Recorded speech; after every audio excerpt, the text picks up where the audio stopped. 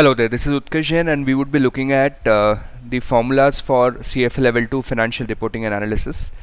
So there's roughly a list of 32 calculation oriented questions or formulas, and we would try to do one example each so that you are well revised and prepared before the exams. First one, ending inventory. So this is relatively straightforward. We will say ending inventory is equal to opening inventory plus purchases minus the COGS. And once you have, so there are total 4 variables. Once you have any 3, you can always calculate the fourth one. Next one, inflation impact of LIFO and FIFO. So we know that in an inflationary scenario, LIFO will have higher COGS compared to FIFO, and it will have lower ending inventory compared to FIFO. Periodic versus perpetual inventory management system.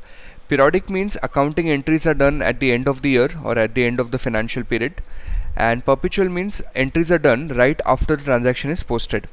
Now the reason why the difference of these two is important, if you're using LIFO or you're using the weighted average method, then both of these method will produce different results or different valuations for under periodic system and under perpetual system. However, if you're using FIFO or if you're using specific identification method, then both of these method will fetch the same results whether you're using periodic or perpetual. Okay, so what you would want to remember for the examination, if you're using FIFO method of accounting or you're using specific identification method of accounting, then it does not matter whether the system is periodical or perpetual, the valuation of inventories is going to be same. Next one, LIFO reserve related ratio. So what we know is, just a minute.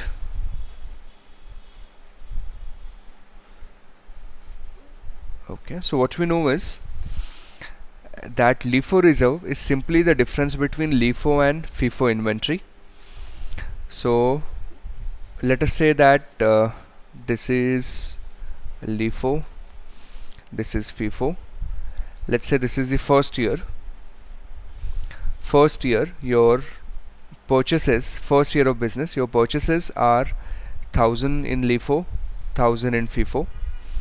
Then we'll have COGS. So let us say COGS in LIFO for the first year is 400 and for FIFO in the first year is 300. This will give us the valuation of closing inventory.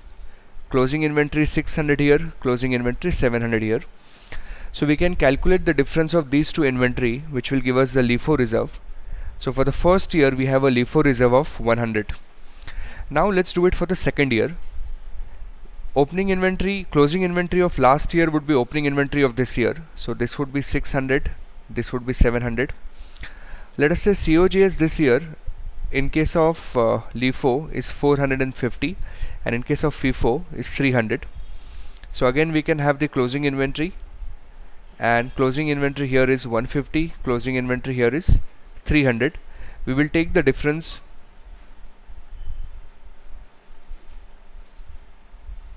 Okay, so we will take the difference between both of these values.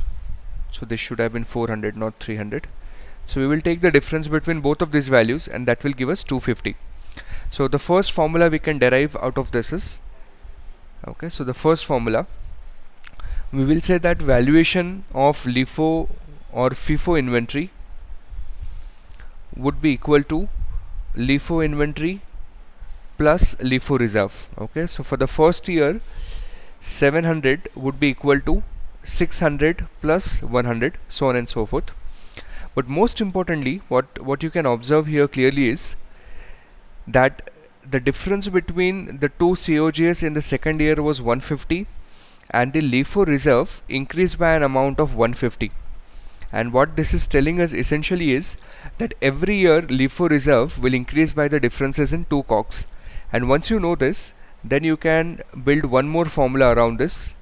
And now the second formula would be that if you want to calculate FIFO COGS using LIFO COGS, then you will say FIFO COGS is equal to LIFO COGS minus increase in LIFO reserve. Okay, so in the second year, LIFO reserve increased by 150. LIFO reserve was LIFO COGS was 450. So 450 minus 150, that would have given us the FIFO COGS, which was 300. Moving further, impact of different ratios while converting LIFO financial statements to FIFO.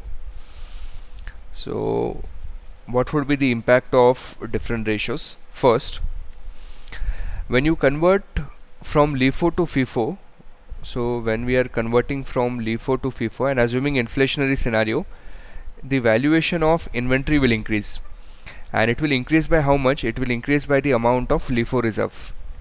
Then second, that your COGS will decrease, and COGS will decrease by how much? It will decrease by the increase in LIFO reserve in that particular year. Third, that total equity of the company will increase. Okay, so equity will increase, and it will increase by how much? It will increase by LIFO reserve into 1 minus T. And fourth, net profit for that particular year will also increase, and it will increase by how much?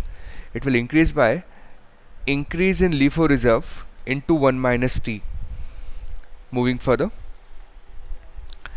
inventory write down IFRS versus US GAAP. So let us do the IFRS part first. So on this side, IFRS relatively straightforward. We will compare carrying value versus net realizable value, and net realizable value would be calculated as selling price minus selling cost. And if carrying value is higher, which means net realizable value is lower, the difference between the two would be impairment loss. In case of US GAAP, we will compare carrying value versus the replacement value or replacement cost, at times also called as market. Okay, so either market or replacement. But there is an additional condition in US GAAP, and the additional condition says that this replacement cost has to be in a logical price band. Okay, so what is the logical price band we are looking at here? Just a minute. Okay, so the price band is, on the higher side it would be a net realizable value, and on the lower side it would be net realizable value minus the normal profit margin. Okay, so US GAAP, we will say to calculate impairment loss, we will compare carrying value versus replacement, but replacement has to be in a price band. So the higher spectrum of that price band is NRV, lower spectrum NRV minus net profit margin. Impairment under US GAAP and IFRS. Okay, so first let us look at the IFRS component. So under IFRS, it would be a simple single stitch process where we will compare carrying value versus recoverable amount. Carrying value versus the recoverable amount, and recoverable amount would be calculated as higher of two values. First, higher of the net realizable value, which is again calculated as selling price minus selling cost, or value in use, which would be calculated as present value of future cash flow. Okay, so IFRS, carrying value versus recoverable amount, and recoverable amount would be higher of net realizable value, selling price minus selling cost, or value in use, which is present value of future cash flow. As against this, in US GAAP, we will follow a two-step process. So US GAAP, step number 1, we will compare carrying value versus the total of undiscounted cash flows. Okay, which means we would not be discounting those cash flows, and if undiscounted cash flow total is more, impairment is not required. But if the total is less, then we go to step number 2, where loss would be calculated as carrying value minus present value of future cash flow. Okay, so step number 1, carrying value versus undiscounted cash flow, and if the total of undiscounted cash flow is lesser, then in step number 2 we will calculate impairment loss, which would be carrying value minus the discounted cash flows or present value of future cash flows. Next one, operating lease versus capital lease. So in US GAAP there would be four conditions. First one, if the lease tenure is greater than 75% of the life of the asset. Second one, that present value of lease payments are greater than 90% of the value of asset.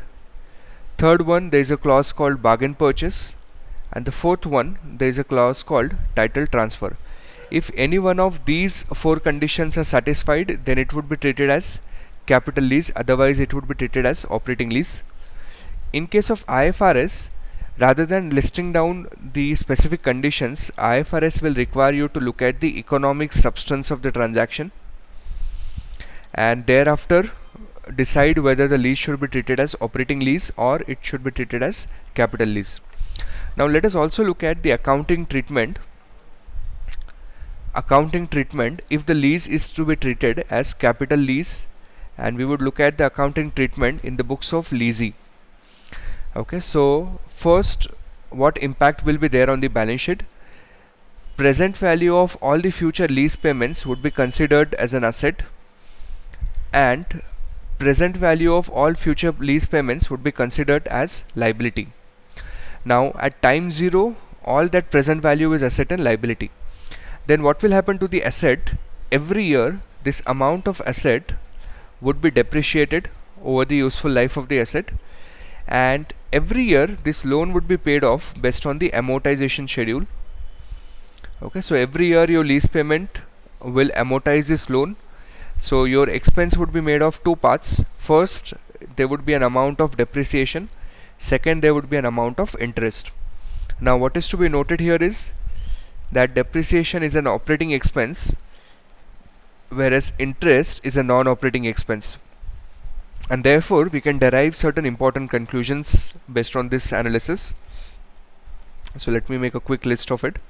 First, that in case of capital lease, your first year expense would be higher and therefore your net income would be lower, plus the value of asset would be higher, the value of liability would be also higher, and therefore it will have impact on multiple ratios. So on the exam, if you're being asked a question to compare different ratios, for example let us say a ratio like interest coverage ratio, then see what would be the impact on numerator, what would be the impact on denominator, and then accordingly decide the treatment.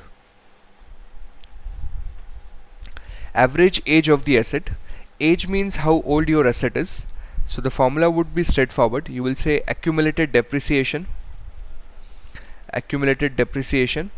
divided by depreciation per annum. So this will tell you how old your asset is. Remaining useful life. So then you will say acquisition value minus accumulated depreciation, which is nothing but book value, divided by depreciation per annum. And total useful life, this would simply be calculated as the age plus remaining useful life.